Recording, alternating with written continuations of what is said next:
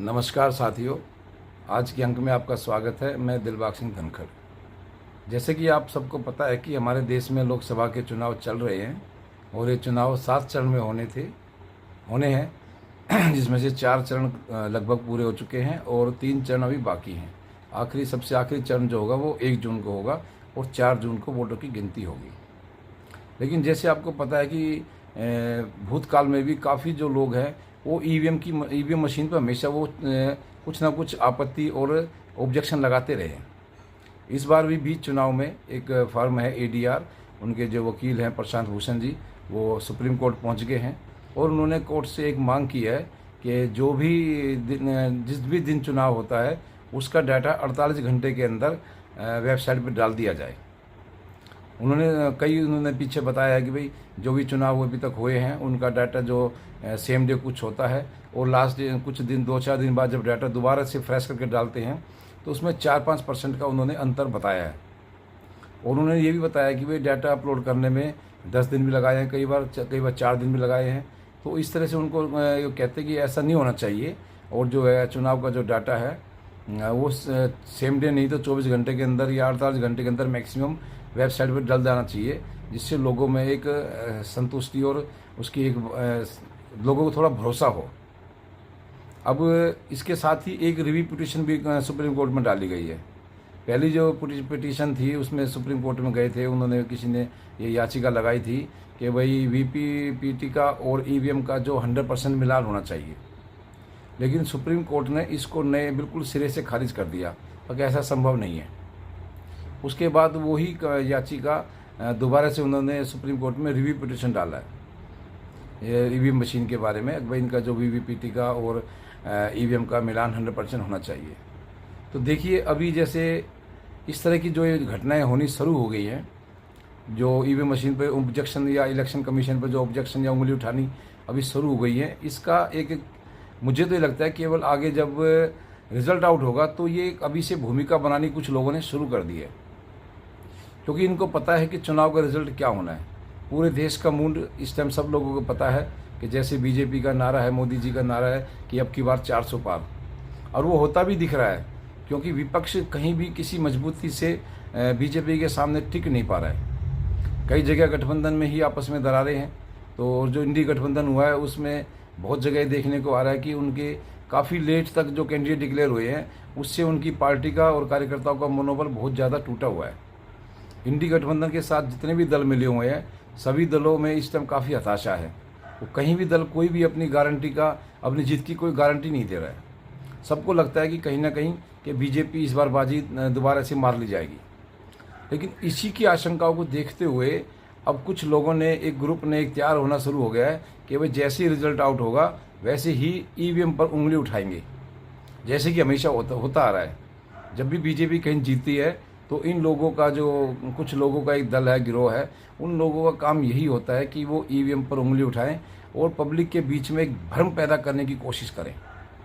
हालांकि चुनाव आयोग ने कई बार लोगों को चैलेंज किया है कि आप आइए और ईवीएम में कोई भी गड़बड़ी आप कर सकते हैं तो आपको हम इनाम देंगे और आपको हम, यानी कि हर तरह से उन्होंने पब्लिक की, जनता के लिए, नेताओं के लिए, दलों की सहमति के लिए, उनके संतुष्टि के लिए उन्होंने कई बार आम जनता को या सबको बुलाया है कि या कोई भी आदमी आकर के आप ईवीएम में गड़बड़ करके हमें दिखाए। लेकिन आज तक ईवीएम का या चुनाव आयोग का कोई भी ये चैलेंज एक्सेप्ट नहीं कर पाया। हालांकि मैंने इससे पहले भी वीडियो में 1-2 में बता चुका हूँ कि कोई भी इस चैलेंज को एक्सेप्ट नहीं कर पाया। केवल एक आम आदमी पार्टी के कुछ इंजीनियरों ने कोशिश की थी, वो चुप हो गए थे, वो भी कुछ नहीं कर पाए थे। और सुप्रीम कोर्ट में भी ये मामला कई बार जा चुका है, किसी न किसी रूप में सुप्रीम कोर्ट में भी ये ईवीएम का मामला जा चुका है। और इसमें सुप्रीम कोर्ट ने भी कई बार क्लियर सख्त निर्देश दे दिया है कि ईवीएम मशीन में कोई गड़बड़ी नहीं है और ये आज के समय की मांग है। ईवीएम से चुनाव काफ़ी आसान हुआ है, लोगों को, वोटर्स को, पार्टियों को, देश को, मशीनरी को काफ़ी उससे सुविधा मिली है। लेकिन क्योंकि कुछ लोगों का मांग ये है कि बैलेट पेपर से चुनाव कराया जाए। इस पर सुप्रीम कोर्ट ने काफ़ी सख्त टिप्पणी भी की थी कि आप लोग क्या चाहते हैं, दोबारा से बैलगाड़ी ऊँटगाड़ी में चलना पसंद करेंगे क्या आप लोग। तो इस तरह से देखने में यह आया कि सुप्रीम कोर्ट को भी ईवीएम पर काफ़ी भरोसा है, क्योंकि जिस तरह से ईवीएम ने अपने आप को पारदर्शिता के साथ पेश किया है, लोगों को चैलेंज करके उन्होंने पूरा ठोक करके बोला कोई भी आप आकर के इसमें गड़बड़ करके दिखाए, हम अपनी सारी जो है चीज़ें मान लेंगे आपकी। लेकिन आज तक कोई भी आदमी, कोई भी इंजीनियर, कोई भी फर्म ऐसा करने में असमर्थ रही है, क्योंकि ईवीएम एक ऐसा सॉलिड प्रूफ जो है यंत्र है, इसमें आज तक कोई गड़बड़ नहीं कर पाया। लेकिन जो लोग कहते हैं कि चोर की दाढ़ी में तिनका, जैसे पहले जो सिस्टम होता था, बैलेट पेपर लूट लिए जाते थे और वोटर्स को भगा दिया जाता था, तो इस तरह का जो सिस्टम है अब शायद वो नहीं हो पाता है, क्योंकि अब हमारी जो चुनाव प्रणाली भी काफ़ी सख्त हो गई है और मोदी जी के इसमें टाइम में तो और भी ज़्यादा इसको बड़ी ही मजबूती के साथ इसको किया जाता है। हमारी जो फोर्सेस है, आर्म फोर्सेस है, वो भी काफ़ी निष्पक्ष होकर के बड़ी मजबूती से पैरवी करके हमारे चुनाव को संपन्न कराती है, जिससे कि इस तरह की कोई भी घटना घटने में बिल्कुल भी कोई चांस नहीं है। लेकिन फिर भी कुछ लोगों को एक बात हजम नहीं होती कि मोदी सरकार या बीजेपी सरकार बार बार क्यों जीत रही है, क्यों बार बार सत्ता में दोबारा वो आ रहे हैं। इसका सीधा एक हल यही है, एक सोल्यूशन मेरे पास यही है कि ये लोग उनको पब्लिक से, ये सवाल उनको पब्लिक से पूछना चाहिए, जनता से पूछना चाहिए कि भाई आप लोग बार बार मोदी को या बीजेपी को क्यों जिता रहे हैं। क्योंकि देखो, जो काम करेगा जनता वोट उसी को देगी। और काफ़ी सालों से, जैसे आपने पुराना जो कार्य देखा होगा, उसमें कानून व्यवस्था बहुत ही बेकार थी, पब्लिक काफ़ी परेशान थी, और जो हमारी जो बॉर्डर पर जो हमारी सेनाएं थी उनके साथ भी अच्छा व्यवहार नहीं हो रहा था, और देश में भी काफ़ी एक असुरक्षा का माहौल था। पाकिस्तान जैसा कुछ भी देश भी कुछ भी बोल के चला जाता था और हमारे देश की सरकारें कुछ नहीं कर पाती थी। मोदी जी के आने के बाद काफ़ी इन चीज़ों में बदलाव आया है। हमारी विदेश नीति काफ़ी सख्त, मजबूत और विश्वसनीय बनी है, जिससे पूरे विश्व को हम पर, जो हमारी विदेश नीति पर काफ़ी भरोसा हो गया है। आसपास के देश भी हम पर बहुत भरोसा कर रहे हैं और विश्वास कर रहे हैं कि ये जो भारत सरकार जो कर रही है बहुत अच्छा कर रही है, उनकी हर बात को मानते हैं। इस समय जो मोदी जी हैं पूरे वर्ल्ड क्लास के नेता हैं, हर देश में उनकी एक छवि है जिसको हर देश का नेता उनको मानते हैं। लेकिन कुछ जो विपक्षी दल है उनको ये चीज़ें हजम नहीं होती।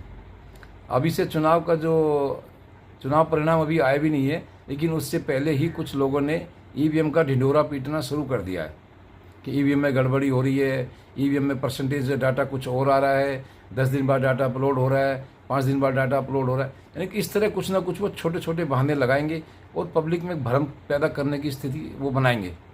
कोई इनसे ये पूछे भाई, जब पहले भी ईवीएम के चुनाव होते रहे हैं, पहले कितना डाटा डेली अपलोड हुआ है, 2 दिन में अपलोड हुआ है, 3 दिन में अपलोड हुआ है।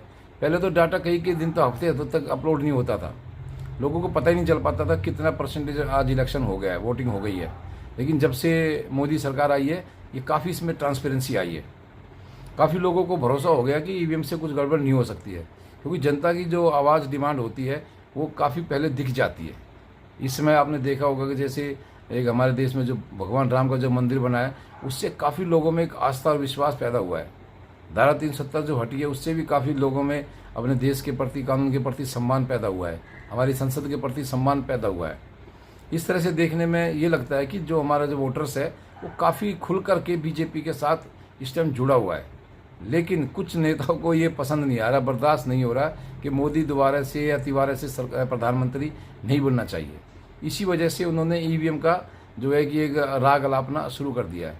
लेकिन जनता, पब्लिक सब जानती है, सुप्रीम कोर्ट भी सब जानते हैं, तो ये इन सब बातों में कोई खास विशेष उनको हासिल होगा नहीं। लेकिन हाँ, एक थोड़ा सा पब्लिक अटेंशन लेने की वो कोशिश करेंगे, जो थोड़ा बहुत मिल ही जाता है, क्योंकि हर उसमें थोड़ा बहुत तो आदमी किसी न किसी से नाखुश या मन पसंद नहीं होते हैं, वो थोड़ा बहुत तो चलता रहता है। तो इसी चीज़ को वो, इसी वोटर्स को, इसी ऑडियंस को टारगेट करके इस तरह के जो छोटे मोटे ये हैं जो खेल खेलते रहते हैं। हालांकि इन खेलों से उनको कोई फ़ायदा नहीं होगा।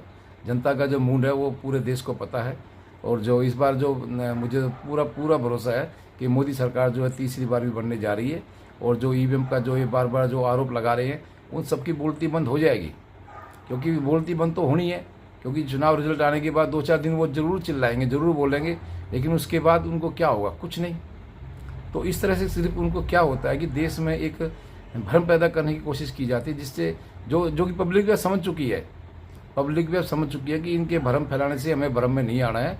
ईवीएम हमारी बहुत सॉलिड है, इसमें कोई दिक्कत गड़बड़ नहीं हो सकती है। तो आज के अंक में इतना ही। आपका बहुत बहुत धन्यवाद।